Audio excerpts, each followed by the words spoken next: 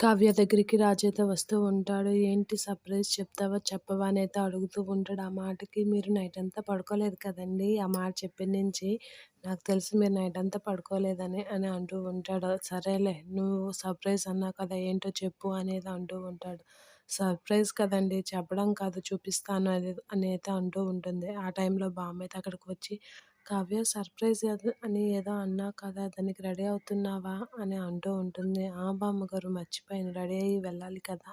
అని చెప్పేసి కావ్య అయితే బామ్మతో అలా అనేసి అక్కడి నుంచి వెళ్తూ ఉంటుంది. అలా వెళ్తున్న కావ్యని చూసి షాక్ అవుతూ ఉంటాడు రాజైతే. "బామ్మ నీకు కూడా తెలుసా సర్ప్రైజ్ ఏంటో?" అని అంటూ ఉంటాడు రాజైతే.